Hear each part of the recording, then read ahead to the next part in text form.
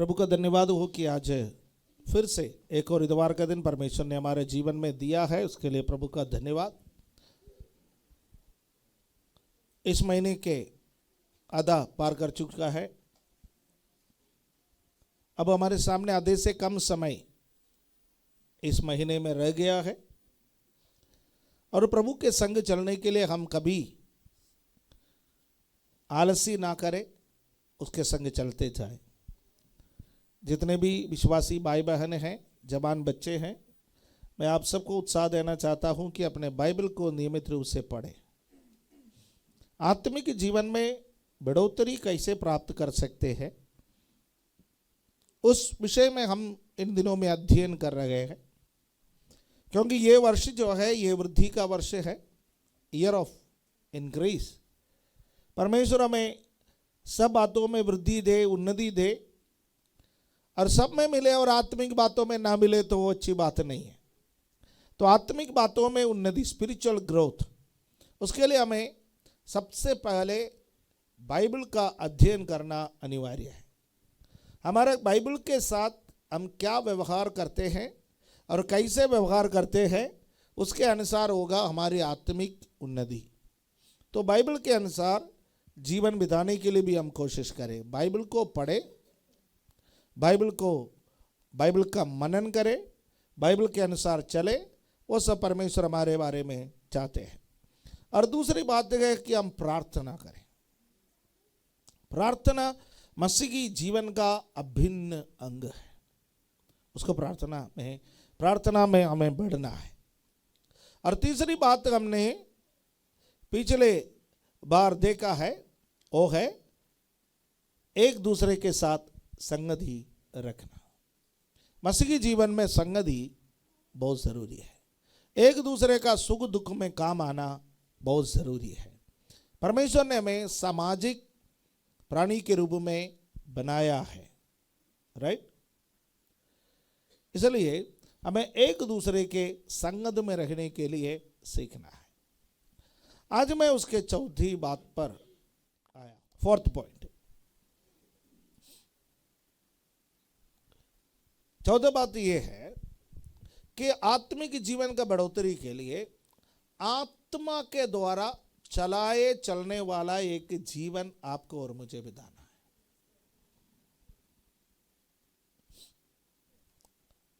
Live A life led by the spirit. आत्मा के द्वारा चलाए चलने वाला एक जीवन।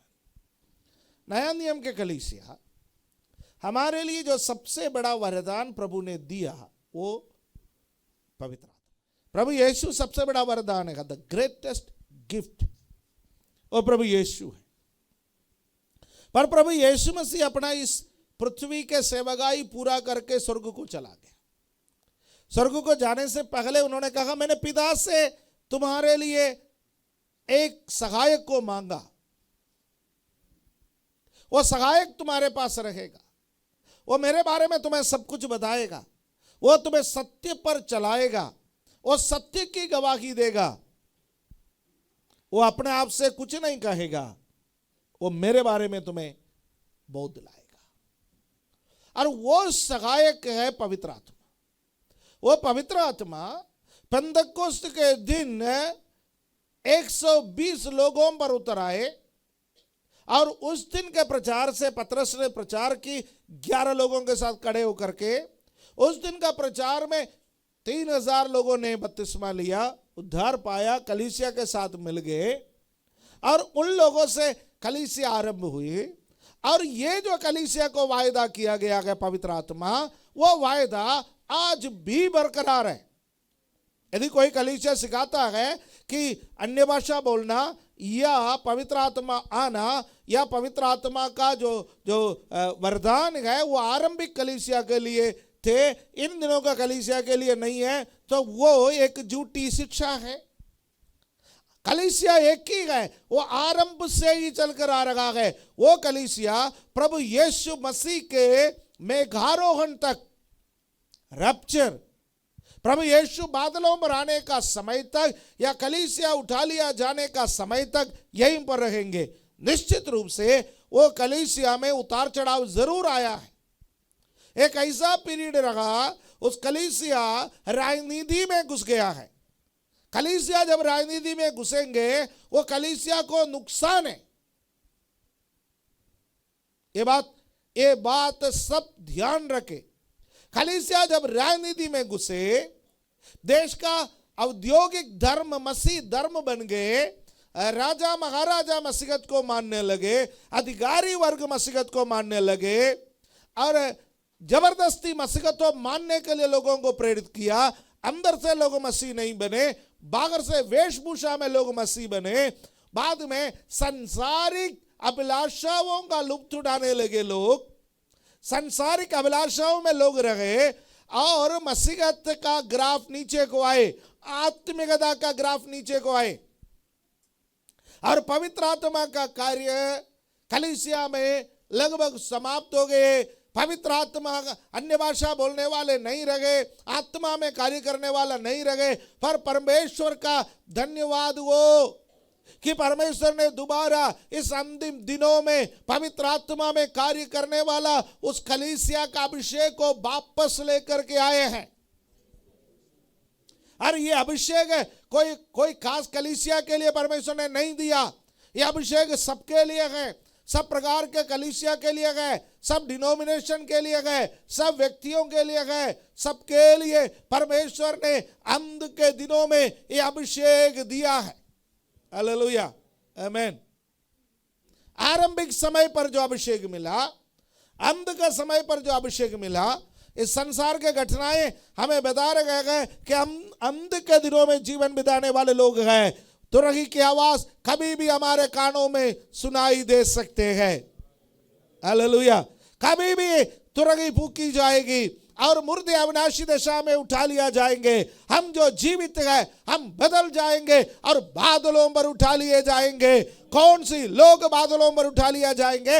आत्मा के द्वारा चलाए चलने वाले लोग उठा लिए जाएंगे। हालेलुया, आमीन, आमीन। रोमी के पत्री 8वां अध्याय में एक पद है, उसमें लिखा हुआ है, देखिए उसका 23वां पद 23, रोमन्स 8:23, उस पद को जरा पढ़ेंगे। उसमें क्या लिखा हुआ है? उसमें लिखा हुआ है, और केवल वो ही नहीं पर हम भी जिनके पास आत्मा का पगला फल है, आप ही अपने में कराहते हैं और ले पालक होने की अर्थात अपनी देह के छुटकारे की प्रतीक्षा करते हैं। देह के छुटकारे की प्रतीक्षा, देह से छुटकारा हमें तब मिलेगा जब यीशु बादलों पर आएंगे। ये जो मरणहार देह है, यह मरणहार शरीर है, यह अविनाशी को पहनना आवश्यक है। हालेलुया, आमीन, आमीन। जिस प्रकार हम इस संसारिक आदम के प्रतिमा को पहना, उसी प्रकार एक आसमानी आदम आने वाला है, हम उसके प्रतिमा को भी पहनेंगे। संसारिक आदम के समान जैसे बने वैसा हम आसमानी आदम के समान भी बनेंगे। हालेलुया, आमीन। उसके लिए हम कराहते रहते हैं, हमारे देह कराहते रहते हैं। हमें आत्मा का पगला दान मिला है। हालेलुया, आमीन। आत्मा का पगला दान मिला है। प्रेज गॉड, आमीन। एक लड़की की जब मंगनी हो जाती है, वो अपने दुल्हे के इंतजार में बैठी रहती है। जब शादियों में जाते हैं, कई शादियों में ऐसा देखते हैं कि दुल्हन से भी ज्यादा सजी हुई लड़की आती है। कई बार दुल्हन की सहेलियां भी उससे ज्यादा सजे हुए हालत में दिखाई देता है।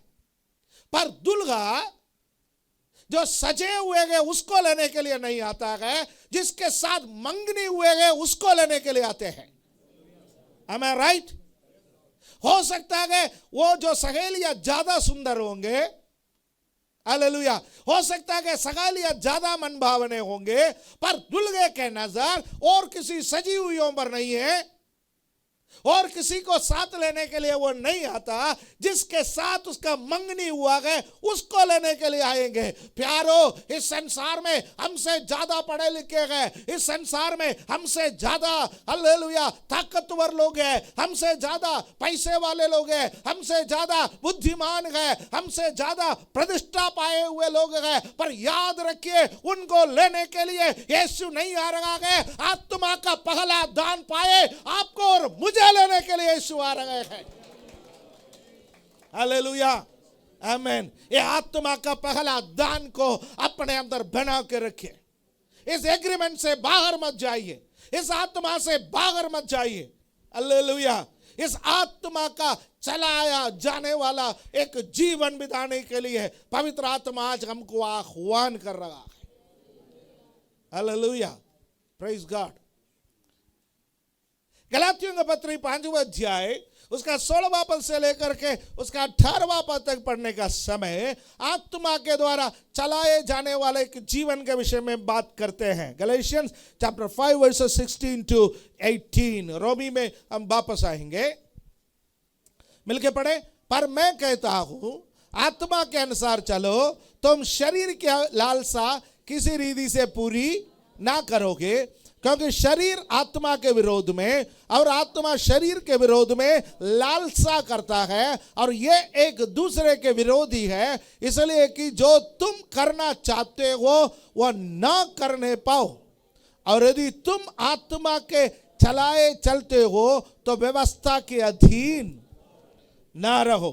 हालेलुया, आमीन। उसका 16वां पद में कहता है कि एक व्यक्ति जो इसके अनुसार जो आत्मा के द्वारा चलने के अनुसार चलते हैं, वो शरीर की लालसा को कभी पूरा नहीं करेंगे। हालेलुया, आमीन।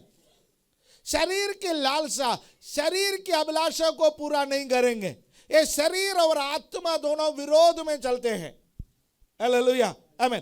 कई लोग कहते हैं कि प्रार्थना करने का मन नहीं करता। क्यों मन नहीं करता? क्योंकि आपके आत्मा के विरोध में कार्य करने वाला एक शक्ति संसार में है, वो आपके शरीर में कार्य करता है।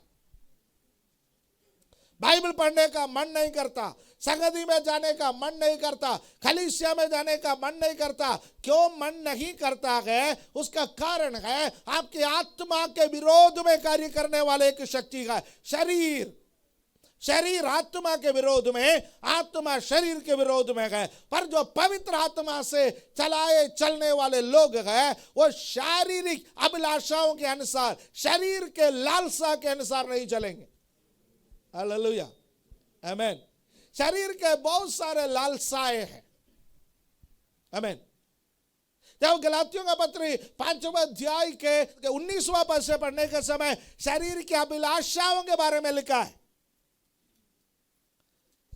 शरीर की अभिलाषा क्या क्या है मैं उस पर जाना नहीं चाहता हूं, आज उसके लिए हमारे पास टाइम नहीं है, इसलिए बाद में पढ़ सकता है नोट करके कि शरीर की अभिलाषा के अनुसार चलने का क्या अर्थ है। यदि यहां पर कई लिस्ट बताता है, आई थिंक 21 प्रकार के बातें वहां पर है, उस बातों में किसी भी बात आपके अंदर है तो आप शरीर के अनुसार चलने वाला व्यक्ति है। आप आत्मा के अनुसार नहीं चलते हैं। हालेलुया, आमीन। ये मैं आपको जांचने के लिए नहीं, आप मुझे जांचने के लिए नहीं, this is for self evaluation. कई बार दूसरे को जांचने में हमें बहुत अच्छा लगता है, वो ऐसा है, ये ऐसा है, पर आज वचन के सामने अपने आप को जांचे। हालेलुया, आमीन। हम में से कोई न्यायाधीश नहीं है, न्यायाधीश केवल एक ही है, वो है सर्वशक्तिमान परमेश्वर प्रभु यीशु। हालेलुया, जज उनको करना है। पर इस संसार में रहने का समय हमें वचन दिया गया है ताकि वचन के अनुसार हम अपने आप को जांचे, एक दूसरे को नहीं, हम अपने आप को जांचे। आमीन। यदि आत्मा के अनुसार चलते गए हम शरीर की लालसा को पूरा नहीं करेंगे। शरीर और आत्मा दोनों एक दूसरे के खिलाफ में हैं, बढ़ते हैं, राइट। हमें रोमी के पत्र 8वां अध्याय आत्मा के अनुसार चलाए जाने वाले व्यक्ति के बारे में लिखा गया है। उसका पहला पद को पढ़ेंगे, रोमन्स चैप्टर 8 वर्स 1। इसलिए आप जो मसीह यीशु में है उन पर दंड की आज्ञा नहीं। हालेलुया, आमीन। ये वचन पूरा क्या है? इसलिए अब जो मसीह यीशु में है उन पर दंड की आज्ञा नहीं, क्योंकि वे शरीर के अनुसार नहीं पर आत्मा के अनुसार चलते हैं। हालेलुया, आमीन। हम आत्मा के अनुसार चलेंगे, हम पर दंड की आज्ञा नहीं। ये दंड की आज्ञा क्या है? दंड की आज्ञा, हालेलुया। एक अपराधी को पकड़ा जाता है, एक अपराधी को पकड़ के उसको पुलिस कहां पर अदालत में पेश करते हैं। अदालत में पेश करता है, उसके ऊपर मुकदमा चलते हैं। मुकदमा जब तक चलते हैं वो अपराधी नहीं, वो आरोपी है ना? वो क्रिमिनल नहीं है, वो अक्यूज्ड है। हालेलुया, अपराधी नहीं, आरोपी है। आमीन, हालेलुया। और जब ये आरोपी को, ये आरोप जिस पर लगा है, जिसने किसी भी प्रकार का क्रिमिनल एक्टिविटीज में भाग लिया हो, हत्या किया हो या किसी और प्रकार का गलत काम किया हो, उसको वहां पर उसका ट्रायल चलते हैं, उस पर मुकदमा चलाया जाता है। राइट, मुकदमा चलता है। मुकदमा चलते चलते चलते चलते एक दिन कोर्ट उस व्यक्ति को दोषी करार देता है। दोषी करार देता है, पहले दोषी करार दिया जाता है। इसके ऊपर जो आरोप लगाया गया है वो आरोप सिद्ध हुआ है, वो आरोप प्रमाणित हुआ है। यह प्रमाणित आरोप के अनुसार फिला दफा के मुताबिक ए आरोपी दोषी है। फिर वो क्या बन जाता है? आरोपी में से दोषी बन जाता है, एक अपराधी बन जाता है। एक अपराधी बनने के बाद उसको अगला हियरिंग में या कोर्ट एक डेट निर्धारित करता है, उस हियरिंग में उसको सजा सुनाया जाता है। और जब किसी को सजा सुनाया जाता है तो वो उसको जेल में डाला जाता है। जेल में डाला जाता है तो वो अपने आप को कोसने लगता है, वो वकील को कोसने लगता है, उसको अपराध की तरफ लेके गए व्यक्ति को कोसने लगता है। वो अपने अंदर एक अपराध का बोध से पूरी जिंदगी जीवन बिताता है। इसी को कहता है एक दोष भावना। मैंने क्यों ये किया, मैंने क्यों ये किया। उसको नींद में वो अपराध तकलीफ देता है, उसको जागते हुए वो अपराध तकलीफ देता है। जब भी कोई अच्छे नजर से उसको देखता हो तब भी उसको बुरा लगता है, मैं एक अपराधी होने की वजह से मेरे तरफ देखा है। यदि कोई उसे प्यार से भी बात करता है वो सोचेगा यह मुझे फंसाने के लिए बात कर रहा है। यदि उसके कंधे पर कोई हाथ भी रखेगा उसको बड़ा इरिटेशन हो जाता है, क्योंकि उसके अंदर एक चीज है, वो है दोष भावना। हालेलुया। मेरे प्यारों में एक बात बताना चाहता हूं, कुछ लोग मसीहत में आया है उसके बावजूद भी दोष भावना लेकर के जीवन बिताते हैं। प्रतिदिन अपने आप को कोसते हैं, प्रतिदिन दूसरों को कोसते हैं, प्रतिदिन हालातों को कोसते हैं। हालेलुया, आमीन। पर जो मसीह यीशु में है वह दोष भावना के अधीन नहीं। हालेलुया, आमीन। दोष भावना से प्रभु यीशु मसीह ने हमें आजाद कर दिया है। अब हमारे ऊपर कोई दंड की आज्ञा नहीं है। हालेलुया। चाहे हमने कितने भी बड़ा अपराध क्यों न किया हो, कितने भी बड़ा अपराध क्यों न किया हो। यूहन्ना के सुसमाचार 8वें अध्याय में व्यभिचार में पकड़ी गई एक महिला को यीशु मसीह के सामने पेश करता है। व्यभिचार में पकड़ी गई महिला प्रूफ है, और मूसा के कानून के मुताबिक, यहूदी धर्म के नियम के मुताबिक उसको पत्थर वाह करके मार डालना है। दो चीजों के लिए पत्थर वाह करके मार डालने का प्रबंध है। एक, ईश्वर की निंदा करे, दूसरा व्यभिचार में पकड़ी जाए, या किसी न किसी प्रकार के हत्या करे, ऐसे कई चीजों के लिए, कई अपराधों के लिए पत्थर मार डालने की प्रथा उस जमाने में थे।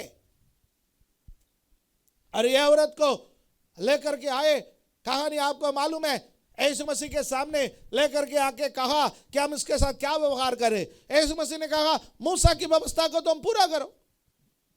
मैं कहा मना करता हूं, मूसा की व्यवस्था को तुम पूरा करो, पर एक बात ध्यान रखो, पगला पत्थर वो व्यक्ति मारेगा जिसने अपना जीवन में कभी अपराध नहीं किया हो। हालेलुया। उसके बाद यीशु मसीह जमीन पर लिखने लगे। आमीन। वो एकमात्र स्थान है बाइबल में यीशु कहीं लिखा हो। यीशु पढ़ा कई जगहों पर लिखा है, पर एक ही जगह पर यीशु लिखा है।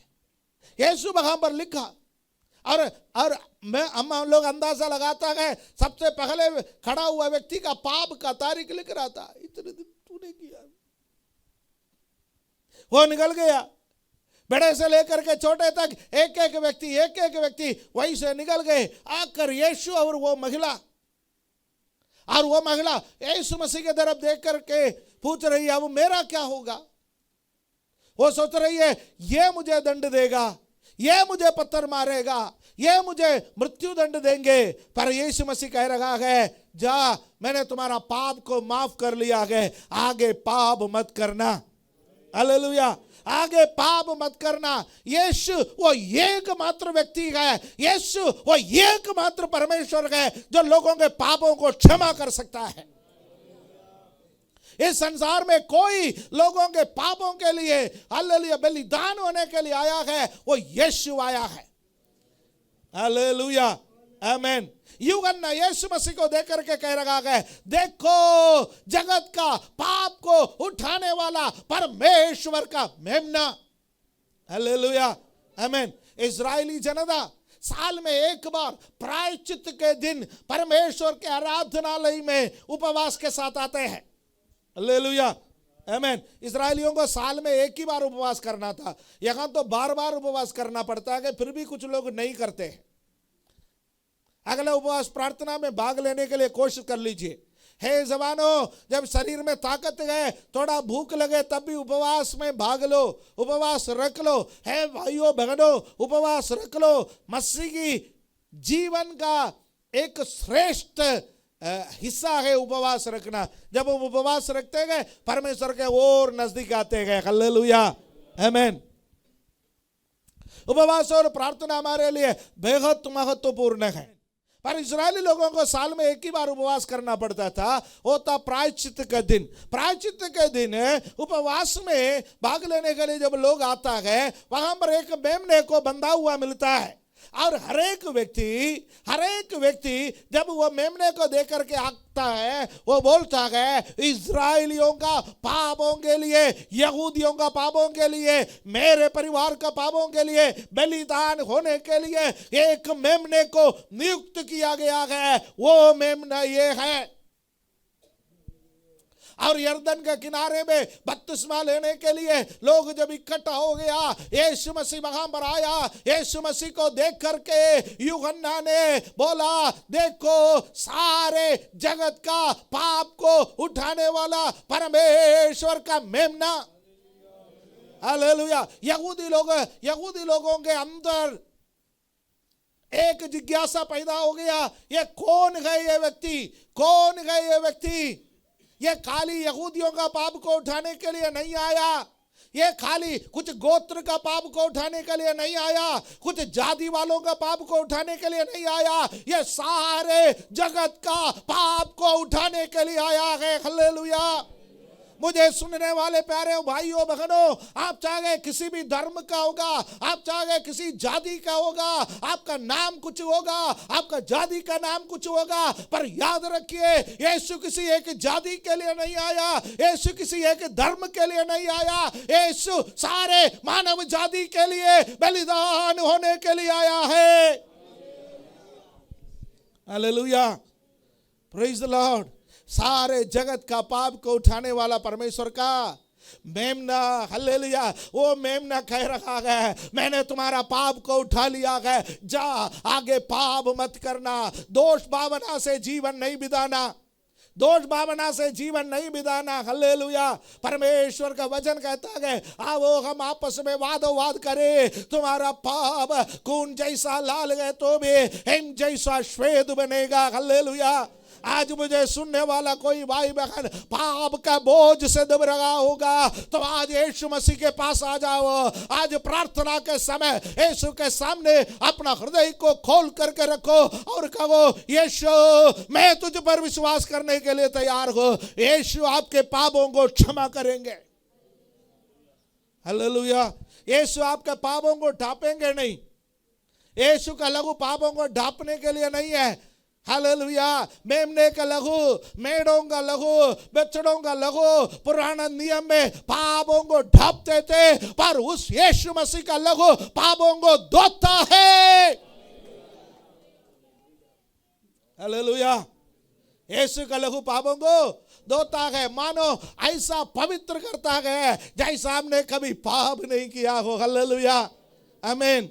आजकल हमारे बच्चों के पास हम पुराने लोग पुराना स्लेट में, पुराने जो टूटने वाला स्लेट में काम करते थे ना, लिखते थे चौक से या किसी पेंसिल से उसको लिखते थे।